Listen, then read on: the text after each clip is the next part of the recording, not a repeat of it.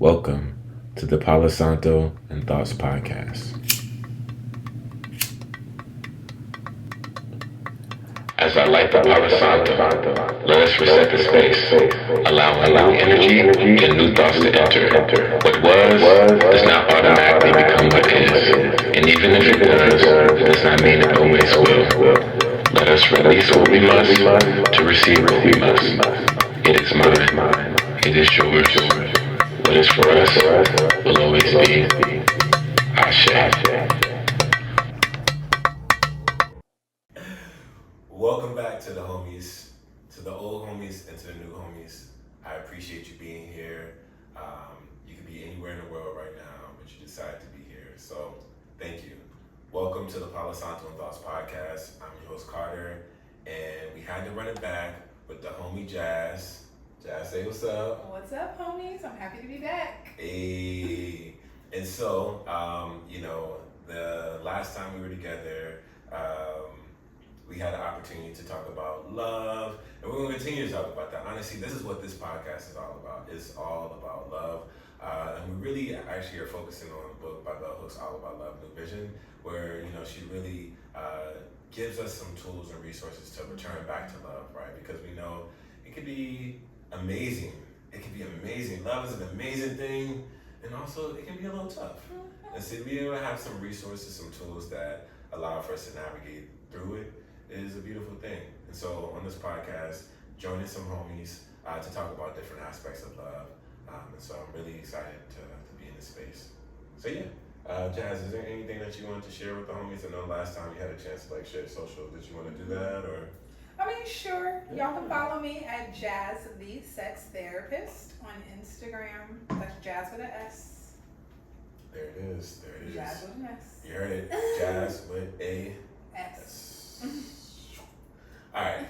And I didn't even say mine. I was like, I didn't even talk about my phone. I was like, dang. So where you can find the Palo Santo Thought Podcast is also on Spotify, Apple, and then also on Instagram, the gram, lovely gram.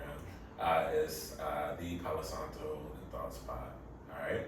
So with that being said, let's get right into it. So Jazz, the last time we had a chance to talk, we were talking a lot about grace. And so I was like, oh, this would be a great opportunity to see, how have you been making space for grace in your life since the last time we spoke? How have I been making space for grace? I'm gonna talk about how I'm making it for myself. Yeah. Really just being aware of the pace. How do I want to say this? Pacing has been coming up for me, personally and professionally, and it's, you know me, I move kind of like a mile a minute. So I'm in this period of learning how to be a little bit more still, but it's a process. So I'm not always in reflection. I'm realizing maybe I didn't always hit the mark. But just giving myself the grace that I'm learning, I'm growing in that, and it's cool. It's a challenge, but then holding that grace for myself and my humanity, right? We talked about that before. It's our first time doing this. It's been really good. It's been really, really good. I love that. I feel like pace is so critical, and being able to even be aware of I want to slow it down, because sometimes there might be moments where you want to speed it up, right? But that's okay, right? But still being able to honor where you're at right now. So I love that. That's been something that you have been just making space for in your humanity, because yes, we are humans out here, okay? We are humans. Yes, we are. For me, I feel like grace, resting. I just feel with so much what you were talking about, when things can be super busy, moving fast, just making space to rest. Not feeling oh, I gotta get this thing done, or I gotta do this, or I gotta do this, or I gotta do this. Actually, yeah, there might be some things I need to do. That's real. But then everything is not a sense of urgency. Everything is not this thing that has to happen. There's some things just that can be deprioritized. And oftentimes it comes from a place of wanting to prioritize my wellness. Because the reality is if I'm not showing grace to myself, then how am I showing up in those spaces? Totally. if I'm not well rested, how am I showing up in the spaces? So also part of that grace is like saying like, by me allowing myself to rest, I can show up even better, but also nourishing myself. I don't have to sacrifice one or the other. Totally. You know? So, yeah. Okay, well, look at us. We prioritizing grace out here, you know? I love that. And so, as I mentioned, you know, let's talk about all about love. Before we do that, you know, it's called the Palo Santo Adults Podcast. So we gotta light the Palo Santo stick.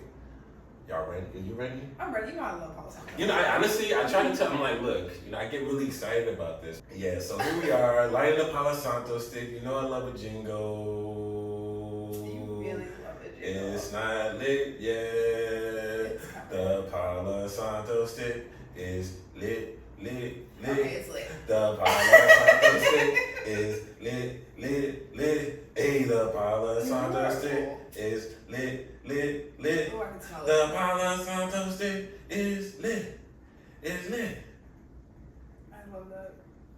I know, that's amazing. It's like resetting the space, you know. Also, I was thinking about the last time, and I was like, yo, we should set intentions. Like, we should think of like an intention that we want to put into the space.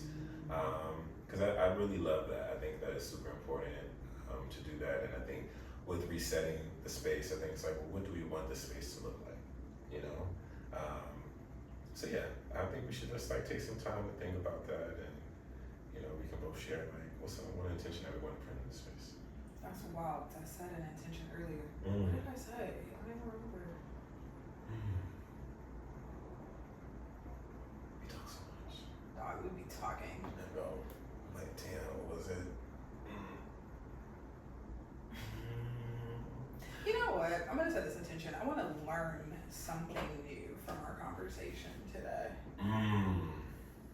Ooh, put pressure on you. I was like, damn. Kidding. It's like, I'm oh kidding. my god, who you gonna learn from me? Not me, dude. Like, ooh. I love that. Yeah, I want to learn something. Something new. Okay. For me, I think the intention I want to put in the space is I want to just sit in things more. You know, not like I think, you know, actually connected to like what we were talking about earlier, what you mentioned about just like pace. Just like sitting in like the conversation, and I think that also goes back to like what you said, just learning. It's like by sitting in a little bit more, it can be space for like that curiosity to come up and questions and opportunity to learn. So I love that. So yeah, that's the intention. All right, y'all. Well, now that we've set the intention, we've let the Palo Santo stick. Let's get into it. Okay, so. Wait, can I say one thing? Oh yeah, absolutely, yeah.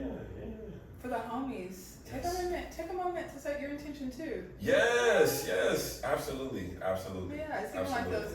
When we were kids and you watch like the. I'm not gonna name any brands, but you know when you watch the shows and it's like, now you at home. Yeah, you set the intention. What is your intention? What is your intention? No, seriously, that like, what do you like as you're moving through this space?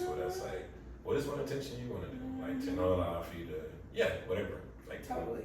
Because I was gonna say allow for you to be present, but I'm like that might be an intention. So maybe you want to do another intention, but like just think about what you need and what you want the space to look like. Totally. While we're together. Totally. Because we are together. We really are.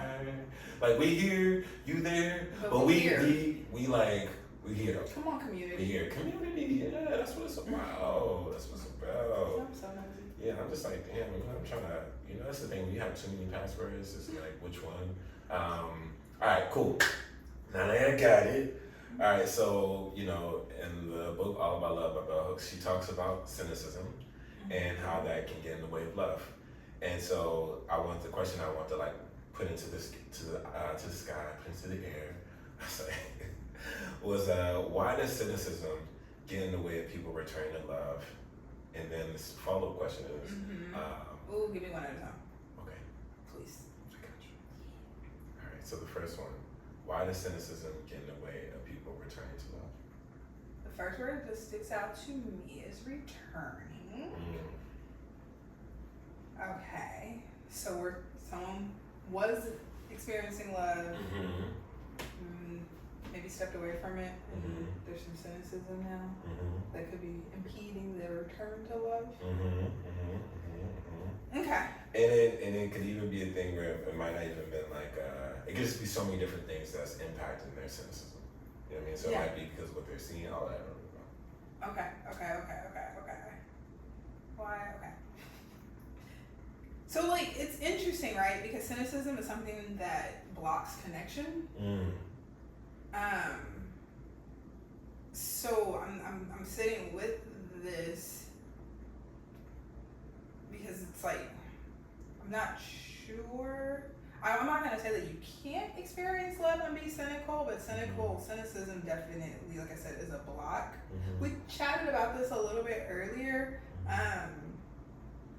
One of the like greatest predictors of divorce is cynicism. So like it's cynicism is something that is you really want to keep an eye on it, because you're not going to be able to like connect with self with others if that's the mode that you're like operating from, right? So I don't know. It's kind of that awareness, and then if you're recognizing that you have like cynicism towards love, but you're wanting to return to love, you may need to like start with getting to kind of like the root of like where that cynicism's coming from. Likely some healing needs to happen to open up those pathways so that you can do the work.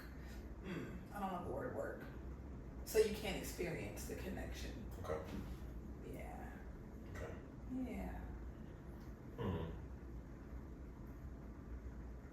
Because like when we were talking earlier, right? We talked about like how the cynicism can show up in like different ways. It can show up in the form of bitterness. It can show up in the form of fear. And even in extreme moments, it can even show up in the form of like hate. But at the root of that, I think it's like that hurt, you know, like the hurt from the disappointment of love not like looking as one has experienced it, whether it's something that, you know, seen in real time or like how society is supposed to look like.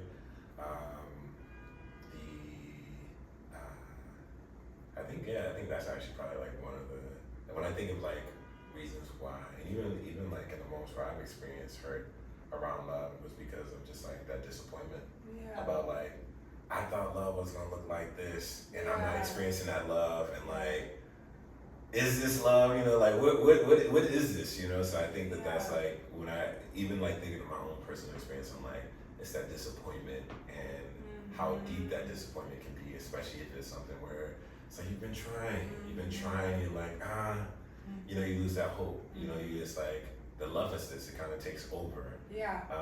And you know, lovelessness absolutely gets in the way of love, and so it's like this, you know, that's something like kind of was coming up for me. You know what's wild? I just realized I got my definitions mixed up.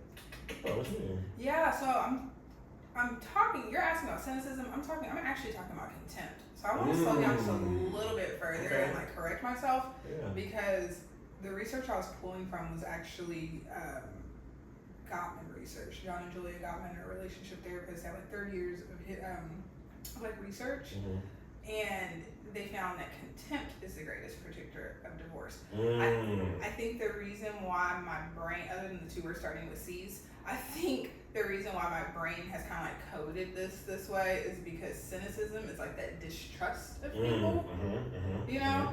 But then I'm kind of sitting here looking at the relationship between between cynicism and contempt, because contempt looks like sarcasm and like moral superiority. Okay. And I'm just kind of, not to take a whole detour here, but I'm just kind of sitting with that. Like, is there a relationship between cynicism and contempt? Like, does someone get to contempt because of some experiences that may have made them cynical towards like the motives of other people, or like, you Mhm. know, Mhm. because at the point I'm thinking about like married folks, Mhm. it's like at the point that there's this overriding sense of like contempt in the relationship, Mhm. they don't oftentimes they don't love or respect each other, which is, you know, there is a spirit of like cynicism in there. So I don't know, like that's, I misspoke. I'm kind of happy I did though, because it's Yeah. something that, Something I was thinking about is like, do you think that contempt could be also kind of like branched off from that level of hurt? So it's kind of like we talked about like the bitterness, we talked about the fear. So it's like, do you think that contempt is like essentially it's another extension that is like rooted in that hurt? I think so. Okay. I do think so, because if I'm thinking about it in the terms of like an intimate relationship, if I'm thinking about it like that, I don't want to. If I think about it like that, and there's like a lot of contempt in the relationship, oftentimes there is a lot of resentment and a lot of pain and a lot of hurt that may have happened in that relationship. But if you dig deeper, it may have started in early childhood, things from the family, you know? So the starting points can look really different. It's really situational. But I think overarching, I think I think you can say if you're seeing a lot of contempt, then you may want to start looking at how cynicism is showing up in this person's life as an individual. And then, you know, if you're looking at it in a relational aspect, yeah, you can look at all the different relationships too. But, because something you said that I was like, I wanted us to revisit is around like the family experiences. You know, so I'm just like, want to park and lot that. Okay. You know, but then I was like, also, this is lovely laptop, gotta get the connection. What advice would you share to encourage people to move through the cynicism? So like acknowledging like the reasons why one could be cynical. What advice would you offer to just like encourage them to move through it, or just like navigate it? Because I don't even know if it's always means to like move, but just navigate it. Well, that's interesting, right? Because I think first you gotta recognize that that's a problem that you're having. It's interesting that we talked about pace today.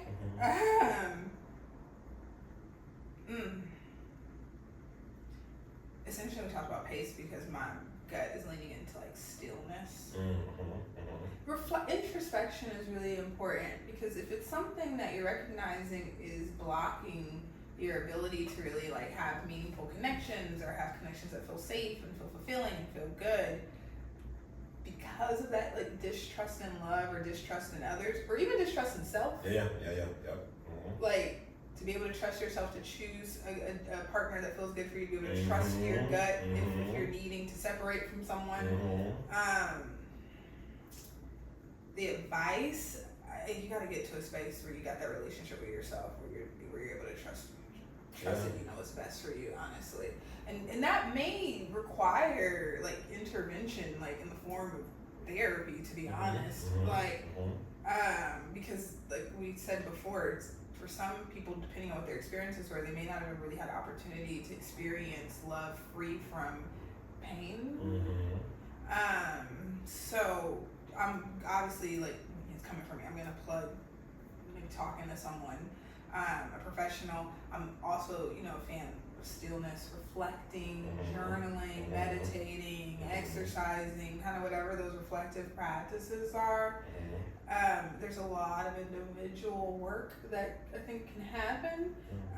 If you're already in a relationship with someone and you're recognizing that cynicism is I don't know, I'm calling it the spirit of cynicism is in here, then I also am a fan of really slowing things down and kind of figuring out, like, at what point in this relationship did this become an issue?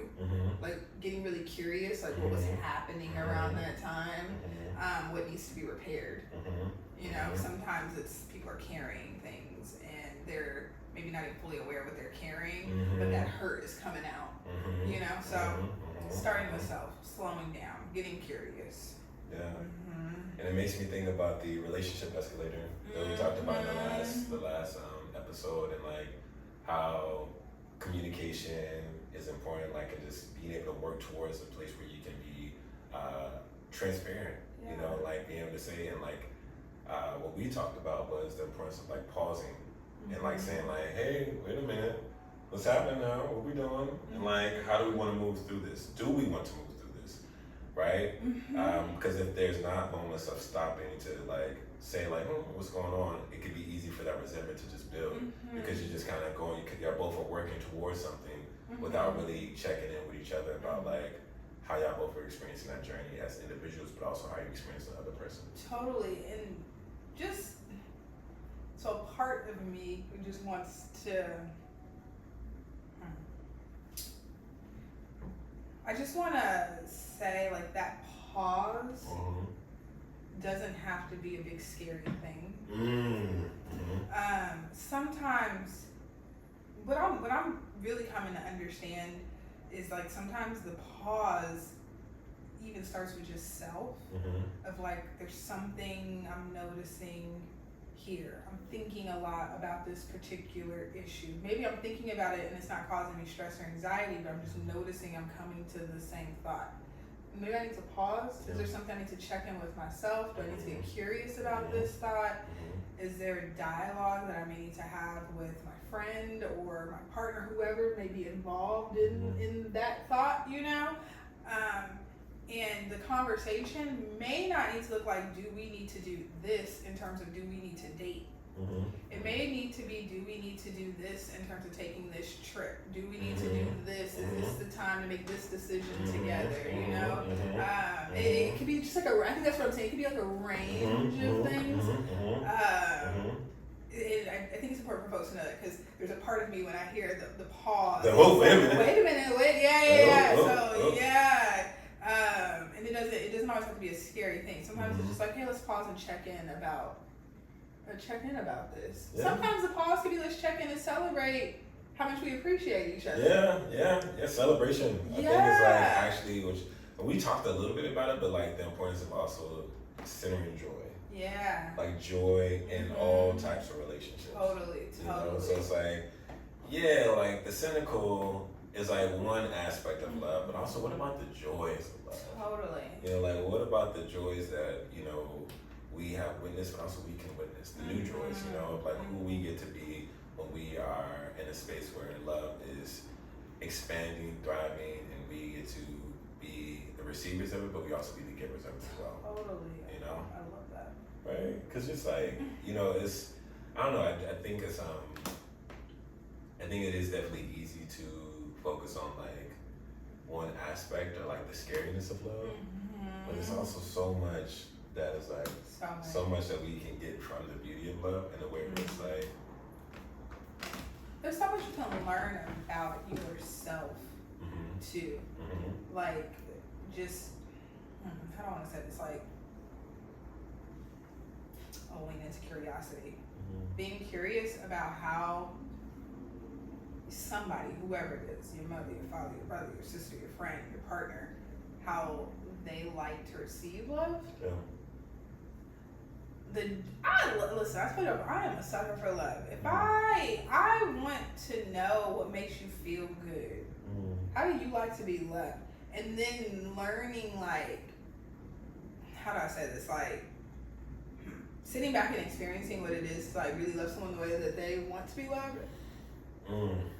It feels good, but then also like, I don't know, like you can learn, you can just, it's hard for me to quite put the words to it, but you can learn things about yourself and how you're showing up for other people, and then like how that makes you feel.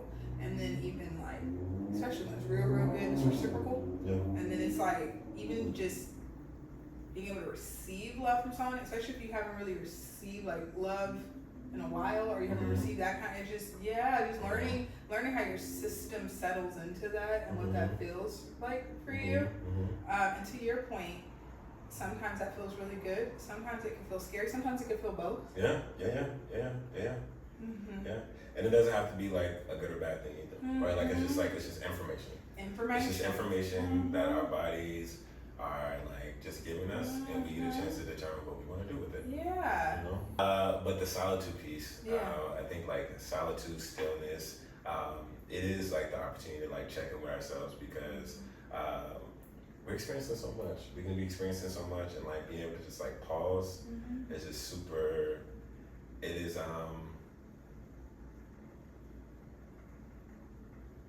it's like an act of self-love, you know, but also it's connected to like sustainability. Because even when I think about self-love, I think about like engaging in practices that allow for us to sustain, you know. And so yeah, just echoing like the importance of like solitude, stillness, and yeah, just being okay with having those moments to pause, even with partners, and like having a conversation about like, maybe we need to pause on this. Let's check in about this. Let's check in about that. Checking in. I mean, normalize checking in. I think it's also it's like just normalize checking in. Like, yo, how you doing? How you feeling? I noticed this. Like when I was like, you know, that was a practice that I tried on more than I have ever done before in my previous relationship, and it was super impactful. But even when I like talk to friends about like their relationships, they just talk about like how the more they check in with each other, the more they're able to like just be like, oh, as soon as they feel something, it's like being able to have a conversation about it. It like changed the game, and that's not only limited to like intimate relationships or romantic relationships. That's also like family. That's also friendships, like all types of relationships. Just be like get into the habit of checking in more. Because I think some people are like, why we gotta check in so much? It's not that big of a deal. It's like, yo, honestly, you have an opportunity to be heard, and you acting like that. Like, are you scared to be heard? You know, like, why do you know, it's like, it's okay to be heard. Like, make space to, like, hey, how are you doing? All right, you deserve to be heard, okay? Like, remember that. Like, don't be like, why we gotta check in so much? I mean, I think the check-ins have gotten, like, a really negative, like, I don't know, like, there's just, like, some negativity associated with check-ins. I see it, like, clients have been talking to me, and I'm like, that sounds like you and so-and-so can really have a good conversation about this. Or it sounds like you and so-and-so may need to talk about this. Like, talk? You want me to talk to them? Like, yes. I suggest, don't talk, just be silent. Don't say nothing at all. I do suggest that the things that you're sharing with me, your trusted therapist, you speak these things to other people. I can help you through that. But people don't want to talk. Yeah. And you know, it makes me think about like, it's like the fear of conflict. And tension, and like just like, you know, there might be already conflict and tension that's already there. It's like we're gonna add more to the fire. Like I don't want to do that. It's like actually the possibility to actually like address the conflict, address the tension, and maybe even like calm it down even more. You know, so again, kind of going back to like, and I think for me like that's like something I have to like I have coached myself through. It's like, you know, it's like, it's very easy for me to think about the negative outcome. Right. But I'm like, well, what about the positive outcomes? What are the good things that can happen from you doing this? What are the positive, like, how do you, like, how will you feel by you doing this? All right, I got you.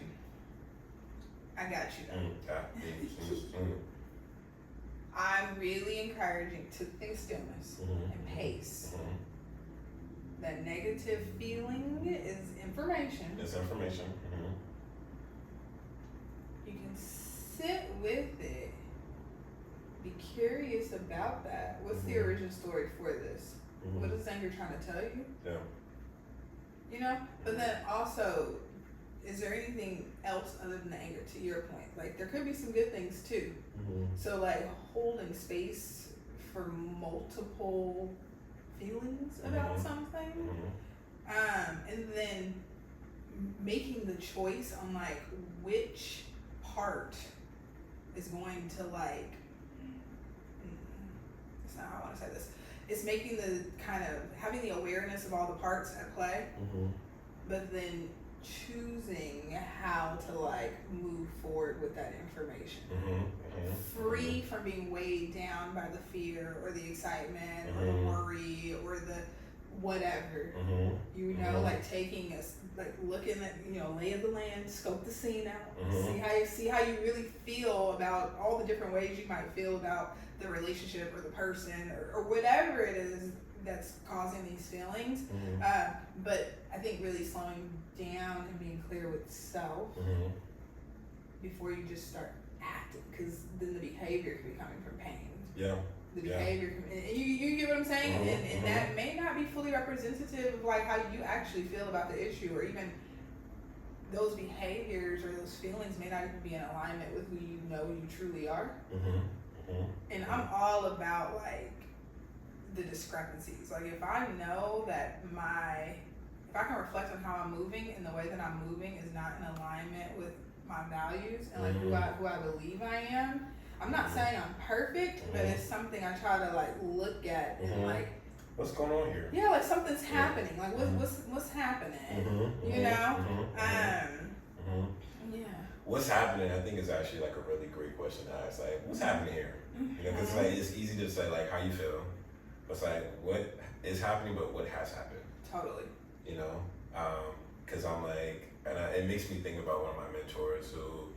You know, he has like a lot of experience working with young folks, and you know, he mentioned something that he was like, you know, people be like, what's wrong with you? Particularly talking about like black and brown boys, right? It was like, what's wrong with you?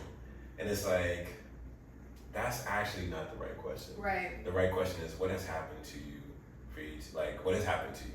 You know, like what has happened? I love that. And then, because now it's like it's very expansive. You know, it's like, that's what's wrong with you, but it's like, what has happened? And then so I was like, and so it just like, when you said that, it made me think about like that. I'm just like, when you say like, what has happened, it just creates space to share a fuller narrative versus like something being wrong with you. And it's like, it's even that internalization of like, oh, this is what's wrong with me. It's like, no. Oh, now you got me activated. Ooh, activation.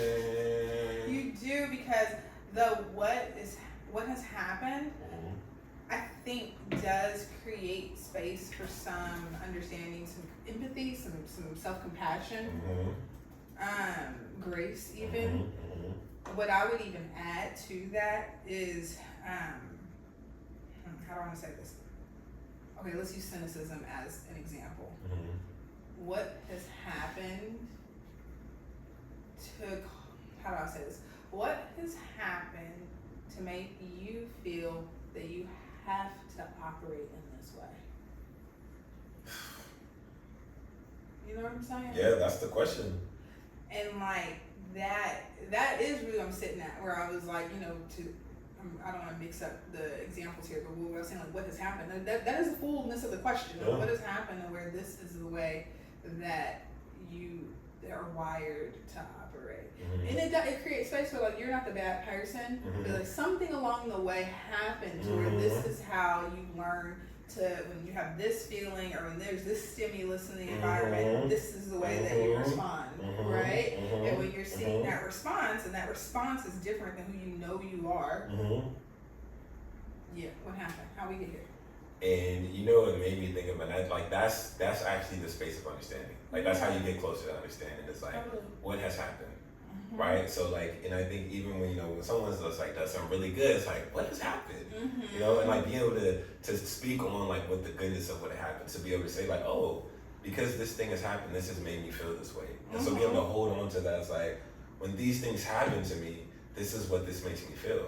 But then on the flip side of that, something bad is like what has happened. It's like, oh, this is information to know. Like, I need to. These things have had a negative impact on me, and like I probably need to I need to do some more reflection and like just try to figure out like what supports do I need to address that, and whatever addressing looks like. You know, so yeah, I really am like feeling activated. I like that word. I feel activated by like what has happened.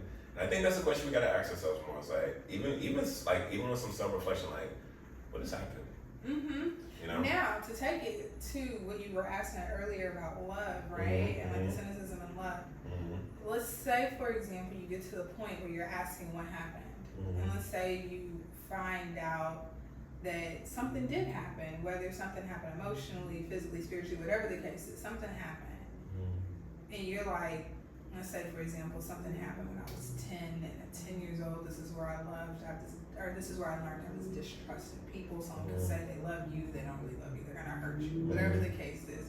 Okay, well, let's say now you're 45, and you realize at 10, this is how you had to learn to operate in this way. because of the circumstances. Mm-hmm. But now at 40, 45, you likely have a different set of skills Mm-hmm. that you did when you were 10. Yeah. So understanding what happened and how it impacted you is one part of it, Mm-hmm. but then also recognizing how you've changed Mm-hmm. and what new skills you have. Mm-hmm. And then that gives you the opportunity to do some of that work to Mhm. where it's like, okay, now I've learned that I respond this way in these Mhm. situations because of some stuff from the past. Mm-hmm. But now I have the opportunity at this big age to take care of whatever that part is that experienced that pain. Mm-hmm. And like, you don't have to operate in that cynical space or that hurt space. Yeah. But it doesn't mean that you weren't hurt. Yeah. But there you just have a new way to deal with this now. It makes me think it was like our liberation from the hurt. I love You know the what I word mean? liberation. You know, like it's like we don't have to. It doesn't have to. Like our hurt doesn't have to shock us, right? Like it doesn't have to hold us back from being able to experience like the joy, the love, and like all the fuzzy, lovey-dovey stuff. You know what I mean? Like we don't have like we don't need that. We don't We need can that. heal. Yeah, we can heal. We We can can heal. heal. We can, and like oh goodness, it was like such a thoughts are slipping away today. But we can heal, and I think actually it's a good segue into like something we were talking about earlier around like it's like family. Yeah. And like how the information that we have and like what we've experienced love, how we've seen love. One of the things that Bell Hooks mentioned was like for most of us, like families or caregivers can be the first people in which we experience love from. Mm-hmm. And so what I want to like kind of throw out there is like how does our family experiences and relationships impact our ability to understand and practice love? How does our family Experiences. Family experiences and relationship impact our ability to understand and practice love. That's a big question. Yeah, we can work through it together. Yeah, we go. I don't know what that was, but it was like working. It was like working. Okay. I think I know. It's interesting because you know, I'm trying to answer this like a general sense, so I'm like, I think I just need to talk about my family.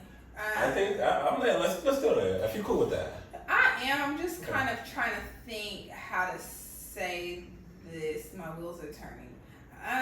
We got space. Run me that question one more time. I got you.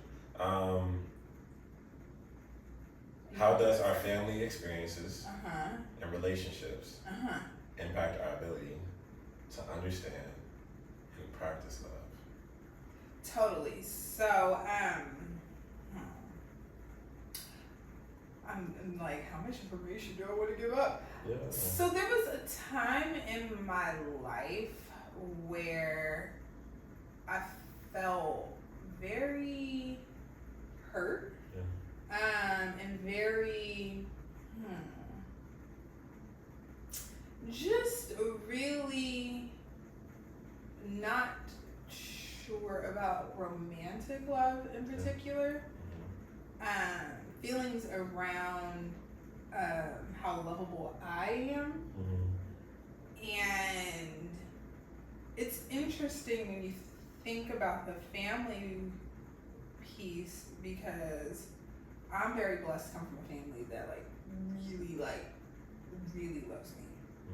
We love each other. Our family really loves hard. I come from a very I'm gonna say very religious, and there's a part of me that's like, ooh, that might sound negative, and I'm gonna sit with that. Yeah. But my family is just really, they're really about their faith, and that has been very protective for me, because in those periods where I questioned how lovable I am, understanding that there are people in this world that love me down, whether other people love me or not, there's this consistent like love that I've had. Now I'm sorry, doesn't mean my life has been just relationships with my family haven't just been smooth sailing. I'm speaking from this time where we are right now. And I will share this. My dad comes from the South, and very, very religious upbringing. And my father and my mother pray for me every day. And in this time of my life where I felt very low and was really questioning, like, will I have romantic love? Am I lovable? Understanding that there are these two people that come together every day to pray for me, that really broke me down. And like that, realizing that, and then even connecting it to like my relationship with the Creator, and like the Creator's love for me, and even for me thinking about that as like an extension of family has been really powerful. My grandfather prayed for our family before he passed away, so like understanding that this is something that like transcends like time and space. You feel me? So I think I think even when we were like pre-talking, I was like, I don't know if my answer is gonna be not that you're looking for something specific, but that has really shaped, you know, like before I was talking about love is not scarce. I do. There's an abundance of love. So that's how my family has that's what impacted me. And you know, it makes me think about like you talk about like the spiritual aspect, and it makes me think about like Bell Hooks talking about all, you know, like in All About Love. She references M. Scott Peck's classic book, The Road Less Traveled, where he talks about like love, and she adopted that definition in All About Love. And what he said was the will to extend oneself for the purpose of nurturing one's own or another spiritual growth. And so when you were talking about like just the impact of just knowing that your parents, you know, loved ones praying for you, you know, just like how powerful that was, and like how much that impacted you. Totally. I think, to be just very transparent, I think the day, because this actually happened, I was like very low, crying, breakup, wasn't happy with where I was living, just wasn't happy. There was like a mixture of, there was a perfect storm of not great things happening. And I remember it was almost like a sense of like, I felt kind of foolish almost. And not to like invalidate my feelings, because my feelings were raw. But somehow, I don't know, it could have been an ancestor, like a spiritual guide, I don't know, because I just had this nudge of almost like, you know, these people are praying, like you'll be good, like these people have been praying, like people have been praying for you every day. When I thought everything was good, someone was praying for me. When I thought things were bad, someone was praying for me. It's just that consistency, and that gave me this just really warm feeling, and it was like a switch of like this shift into abundance. Like this love is abundant, and like if I'm feeling really low in the romantic love right now, there's this family love, there's this love from my ancestors, there's this love from the Creator, there's just this abundance of love around me. And then I also have the ability to love. I can love myself, and I can love others, and it just, I guess like believing in that has been very helpful for me. I love that.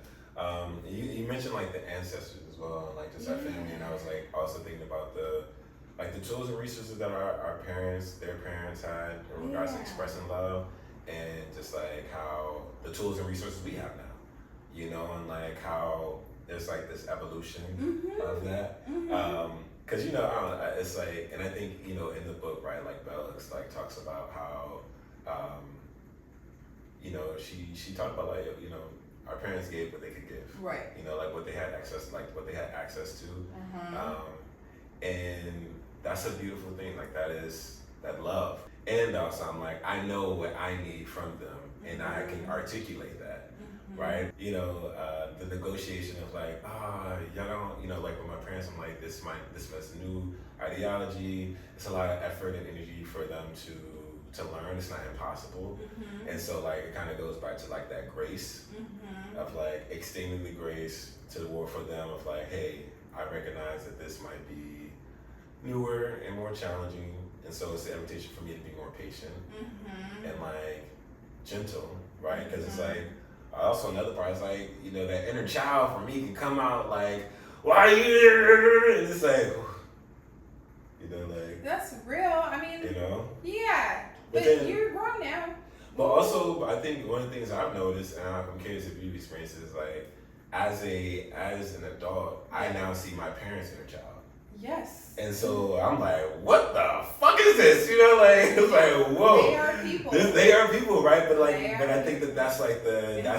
that's when that grace. I think it becomes easier to extend the grace when you're able to see like, oh, like I see your inner child, and like you see my inner child, and like we are really just trying to figure this out. And like it's so scary. Like I can only imagine how parenthood is. And so like, you know, just being able to, you know, like, you know, like this life right now is like the life as a parent, you know, like that's just like a whole nother layer of just like just of just things to navigate, you know. And so like with that, it's like, okay, extending that grace more. Now granted, I will, you know, we were talking about, it's like I don't know if everybody gonna get that level of grace, but for sure. First off, caregivers, you know, like they. You got me jumping up. Huh? You got me jumping Yeah, up. the activation of my bed. Because you tap on something like, let's be clear, the grace that I will extend to my beloved parents is gonna look way different than I'm gonna send to somebody's son. Cause that's what you're talking about. Yeah. I just sat here and told you, them two people pray for me every single day. Yeah. But no, seriously, like, I think part of my like evolution with my parents is exactly what you're saying. Like, recognizing they're humans. This is their first shot at this. For me, I trust that my parents did the best they could. Yeah. I've also like taken time to like try to understand as much as I can about my family history, understanding as much as I can, because I didn't actually I really only had a relationship with like my dad's parents because my mom's parents had already passed on, and my grandma passed, my paternal grandmother passed away when I was pretty young. So I, for the most part, like I was like 12 when she passed away, and I grew up in a different part of the country as them. So like I really like had a deeper, like, close relationship with my grandfather. So through talking to the elders, like my aunts and uncles and things, and just understanding is what I can understand about the town my grandfather was raised in, just things like understanding like the context of their lives, like really making them humans, and with full lives, helps me understand how my parents were parented. And then what they learned about family, what they learned about how to be a good caregiver, and how they prioritize things, right? And then how that affected me. But like you said, now as an adult, I can look at them and it's like, let's be honest, like this is the capacity that they may have, or this is why they may prioritize things. I got one shot on the earth. I'm not trying to get into the weeds of like making my parent think like a millennial. For real. Like I really will choose my battles with them. I think that they choose with me too. Yeah. I think the grace is going both ways because we're like, you know, but I'll do a lot more labor and work and be like a lot more patience, just being honest, for them than I would like others. But I think they deserve that. Yeah. I do. Yeah, and I also like in that acknowledging, I'm like, you know, it can, for some that might be harder. Yeah, for sure. You know what I mean? Where it's like some people need to sever ties with their parents. I was like, I didn't give you enough grace. I got zero left, okay? I got zero left. It's like, so it's like understanding that nuance of that, but it's like also a part of that, right? It's like the invitation is to be curious and understanding, because like I know for me, I say it all the time. It's like when I think about my frustration, and anytime I feel frustrated, it's because I don't understand something. And so by me asking the curious questions, by me like seeking to understand, and understanding, right, like I can only understand as much that is as accessible. Yes. So if it's not accessible for the various reasons, I can't understand it. But what I can understand, being able to put effort towards that, it's like, oh, Okay, now I see why you did what you did. Oh, dang, that's crazy. You experienced that? Yeah. That's wild. Well, hey, shout out to you. You know what? I'm proud of you because, be able to say to our parents and caregivers, like, I'm proud of you because knowing what you have overcome, like, I really appreciate you. Totally. So, like, I think that it's like, it's understanding, like, hey, this is tough and everyone has a different experience. And also, when I gaining that understanding, it's like, oh, okay. Now that I'm like, damn, sorry you experienced that, Totally. So yeah, I was like, I'm sitting with that, Yeah. Okay, well, I think this is like a good opportunity for us to move to the next segment of the podcast, which is I'm dancing. dropping gems, dropping gems, dropping gems, dropping gems, dropping gems, We never rehearsed this one. I just be making this up. I know. Really, I'm like, it's gonna be different in the next episode, We love okay, that. guys? FYI, alright? But during this time, pretty much, there are different aspects of love. So we have friendship love, we have family love, we have self-love, we have romantic love, we have spiritual love. So different aspects of love. And so what we're gonna do is, I'm gonna pick one out this bowl, lovely bowl, and then we're going to share our favorite gem or lesson. Got you. For that different aspect of love, and then share a little bit more about like why it's our favorite, and why it's our favorite, or our story about how we like learned that particular gem. Okay. All right, y'all ready? I'm ready. Are You y'all ready? I'm ready. I'm ready. Are y'all ready? You ready? Homie, you ready? I know you ready. It's okay. All right, so I got to do a countdown because I don't do this. And also, as you can tell, it's hot. Okay. Can they tell? I bet you can tell. My forehead is sweaty as hell. Like, I'm listening. glistening, like, just shining like the sun.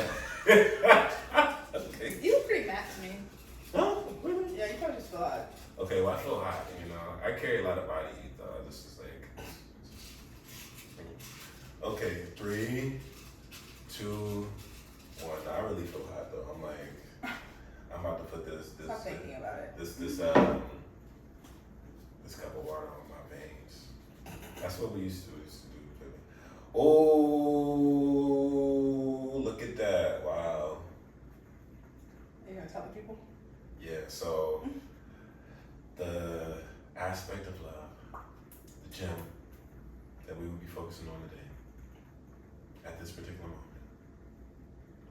Right now. Sorry. It's self-love. Y'all. Self-love. So, I guess we can, take some time to sit with that. Self-love. I'm actually really curious to see what you're gonna say about this. Oh, okay. I'm curious. Okay. Yeah, I mean, you sit with it. I'm curious. Because you were talking about self-love earlier. Give me some self-love. Ooh. Maybe Actually, you know what? It just popped in my head. Yeah. My favorite gem about self-love? Masturbate. Often. I love that. Yeah. Yeah. I'm so serious. Tell you, I mean, we in there, we come on, like, can you give the homies a little bit more? Your body deserves pleasure. That is so true. spend some time loving yourself. That is true. Be with yourself. Yes. Explore your own body. Yes. Explore your erotic touch. You're talking about liberation. Eroticism is a path towards liberation. It is. I talk about this a lot with my clients, and a lot of people struggle with that.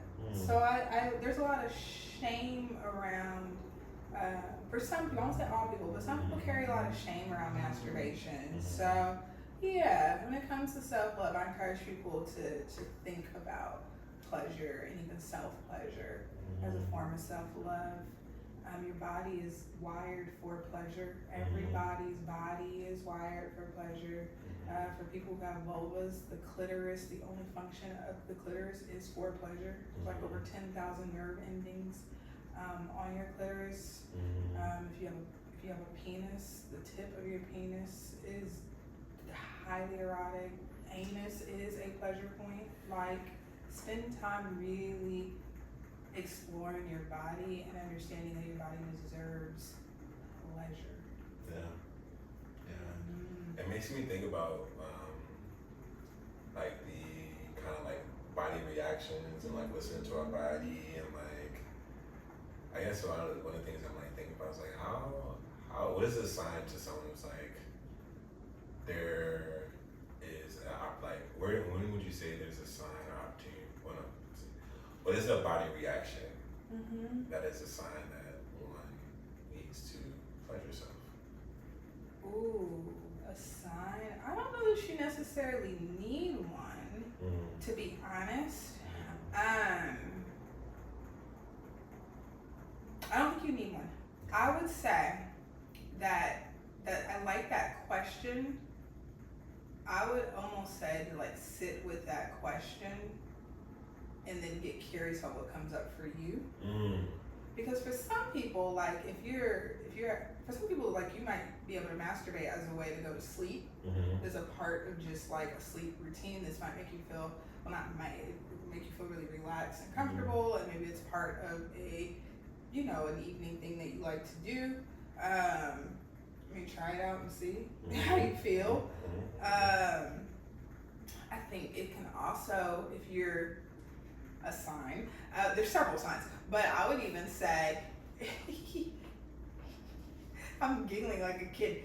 I'm thinking about, wait, ask your question again. A sign that someone might need to self-pleasure? A sign that like, it's like a sign from their body saying like self-pleasure could be helpful.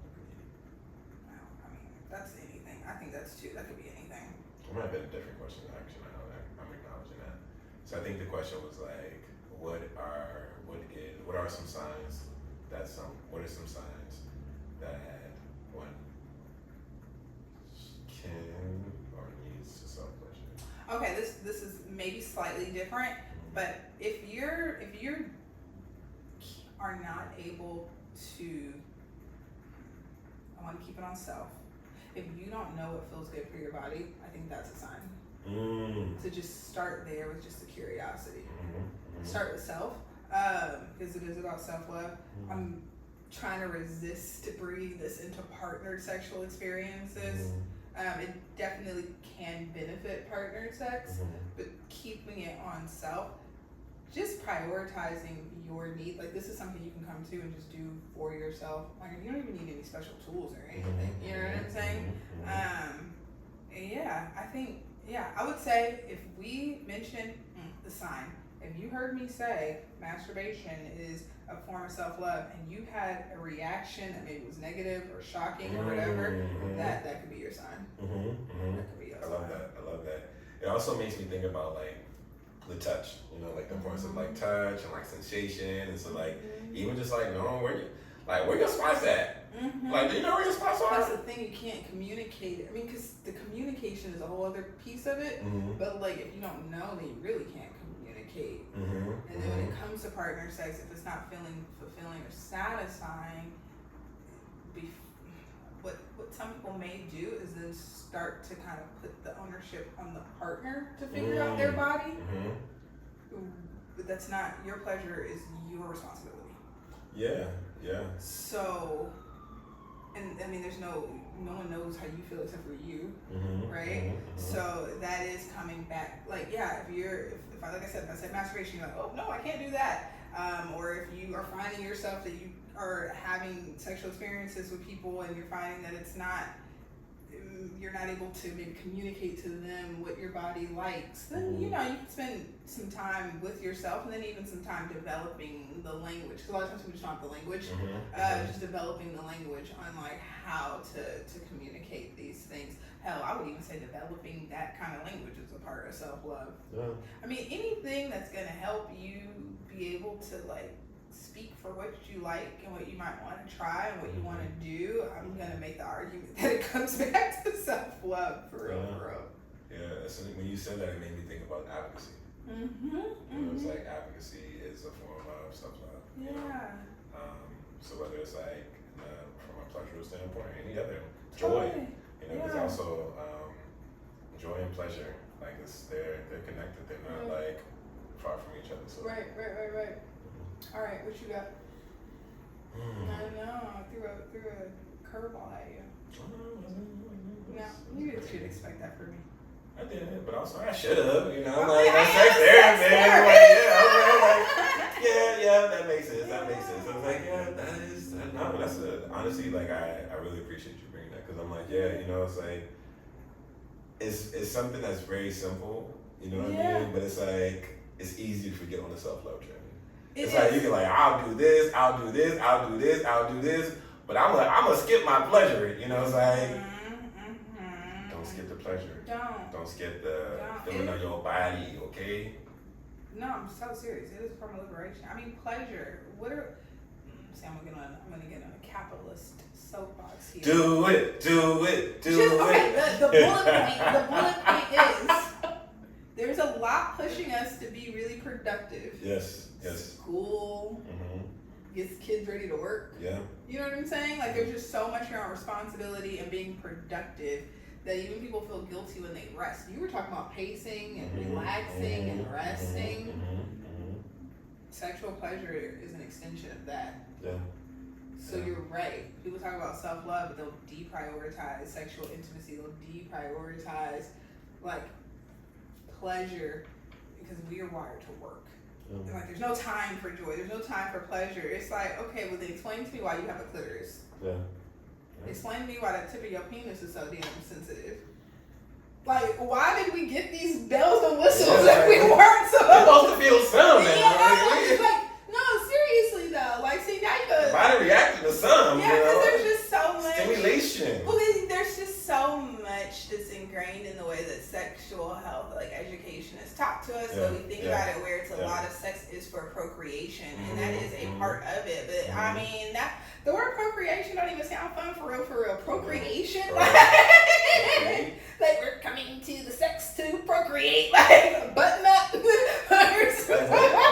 feel like there needs to be another word. I'm just saying, like, procreation and pleasure and joy and connection and with self. Like, oh my God, like, listen, I learned things about my body. I really started feeling like a bad bitch. Like, for real. I'm like, no. It's I agree. I don't feel like a bad bitch, but I feel like the pleasure is important, because I do think that is like even self-soothing. Like, I know for me, like, I'm like very much so like, you know, like play my hair, like I just like I love touching myself, because it's like a sense of, it's like I am in control of that, right? Like, I don't, like, of course other people touch me with consent is amazing. With consent. Consent is Don't important. touch me. Don't touch me Do without not consent. touch I ain't me gonna touch you without consent, so don't without touch consent. me without consent. For sure. But that's a whole other. I'm not playing about that. Yeah. So, but you know, just like in their own, it's like, yes, I agree. I think that for me, something that's coming up is, and I'm still trying to figure out the words, but it's like around like self-love is like allowing the inner child to experience joy. And like for me, what I thought about was like creativity. I love that you're saying this. And so like I feel like self-love, when I think of self-love, I'm also like, be creative. Like, I know a lot of people are like, I'm not the creative type. Like, I can't. It's like, I think, you know, when I hear that, I oftentimes think about how it's like a comparison. It's like, it's basing it off of what you have seen others define as like a creative, and you're like, oh, well, I'm not that. So if I'm not that, then I can't be a creative. And it's like, you have creative energy. Are you talking about me? I'm not talking about you. I didn't even know it was you, but you know, you're talking about yourself. I'm in recovery. But no, but like literally, I'm like, so I think, because I'm like, when I think of like creativity, I think of just like the expression. I think of also like kind of like what we were talking about earlier. It's like when I paint, I'm also reflecting. Totally. You know, like I'm with myself. It also could be an opportunity to connect with others. But like when for me, it's like, I don't know, it's just like a moment of just like release. Yeah. You know, like which we were talking about, self-pleasure. Like, yes. You know, self-love. You know, like pleasure is, you know, well, some also doesn't always have a release. Like it could be like. Yeah. It can be. I like what you're saying though about play. Did you use the word Yeah. play? Yeah. Play. Well, I didn't say play, but like play, yes. It made me think about play because it's cool. There's like it's just see what you're saying and the creativity and bringing up like play is the word I'm gonna use. I'm about to talk about sex and I don't want to talk about kids. Or being a kid, that gets dicey. Yeah. But play is really powerful as an adult. Yeah. Play is powerful throughout our life. Like, you know, kids play, but adults can play consensually. You picking up what I'm putting down. And getting people to think like about even sex as like a form of play. Like it doesn't have to go right. You know? This is consensual as long as people are consenting to what's happening, and like you have the power to own your yes and own your no, and your no means no. You know what I'm saying? Then that does create this like sandbox, if you will, of exploration and curiosity and creativity and just joy, and that can provide, if it's self-love, just having that container for self to explore, kind of like with that curiosity of a child or with that energy of play. I love that. People talk, I do like, you know, so I'm into like a lot of kink stuff, and folks in the kink space talk about that a lot too. Like this is play, like it's play. So, you know, for the kinksters out there, adult play, you know, we all have our toys and things. Yeah, and I would even say like kind of even because it's like what you get on is like that sexual play, but even like, you know, as we get older, right? Like there's things that we enjoyed as children where it's like, oh my goodness, that's so much fun, you know, like jumping on a trampoline, you know, like just like little stuff like that where it's like do the things that brought you so much joy when you were younger. Because it's like, you know, I think sometimes, not even think, it's like you know, that's why I feel like creative expression is important to me, because I'm like, when I was younger, I was super creative. So I love painting and drawing. So like me leaning into that joy of like my youth is doing that. But it looks different for everybody, right? Like, you know, maybe it's, shooting the basketball, or, you know, like, I don't know, whatever it could be. But it's like podcasting. Like it's just so many different things that you can do. Hair, you know, like coloring, you know what I mean, puzzles. Like it's like so many different things. Writing. I mean, that's a lot of things you it is unlimited, and so that's what I would offer as like, you know, like the gym about like the gym that I would offer about self-love is to prioritize joy, play, and you know, as we get older, that just looks like thinking about the things that brought you a lot of joy when you were younger and fun.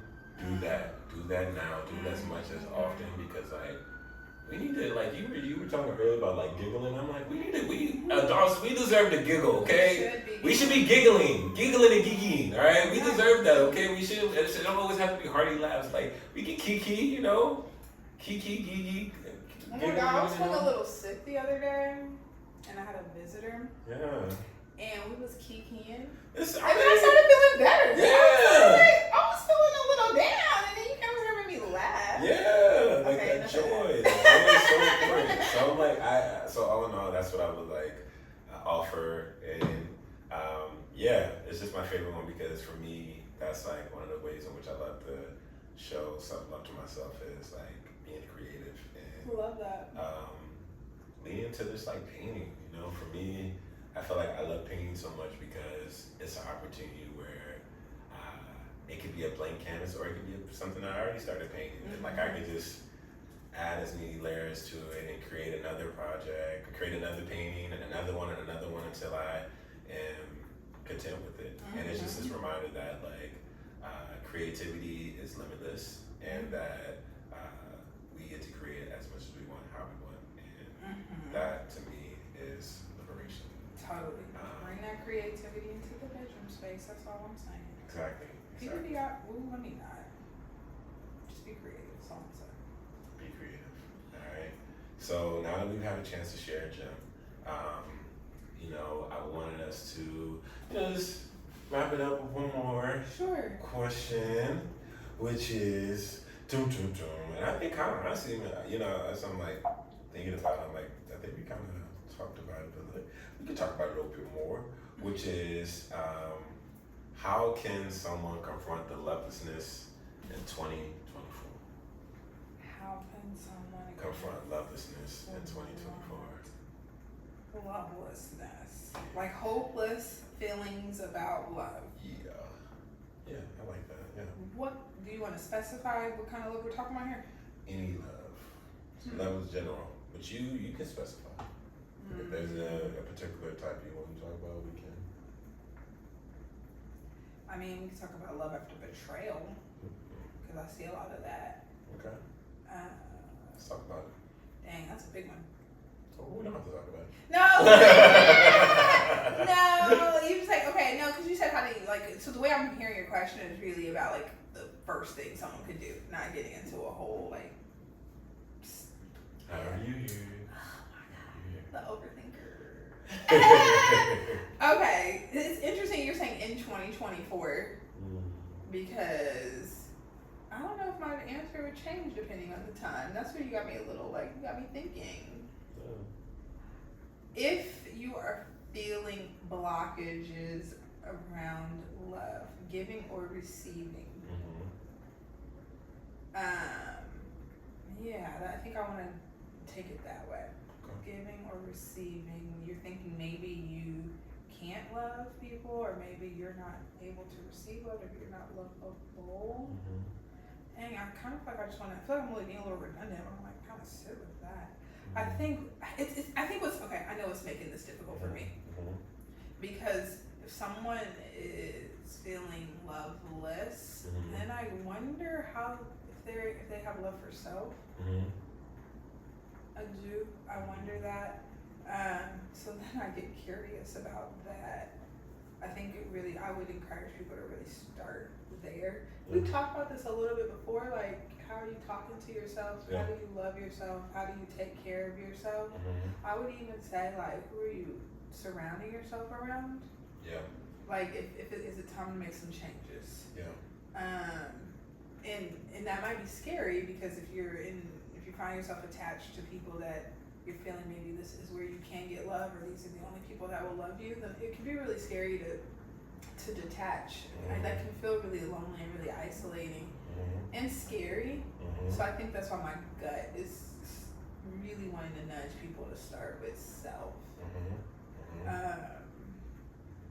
Yeah, which feels big, but I do trust that if this is resonating with anyone that's listening to this, that their system will be able to take whatever I'm saying and like they can like water that and like work with that.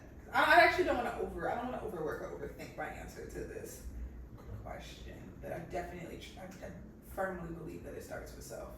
Yeah, I love that. I think something coming up for me, which Bell Hooks talks about, is like being courageous. Yeah. Like there's so many reasons why like the lovelessness can be justified. Right? There's so many reasons why it can make sense to like continue to move in the ways in which one might be moving who is experiencing lovelessness. And also there's like the joys of love that we are all worthy of and that we can have access to, that we can gain access to. And then sometimes it's in closer proximity to us than we know. Totally. But it takes us being courageous. Yeah. It takes us being vulnerable and confident.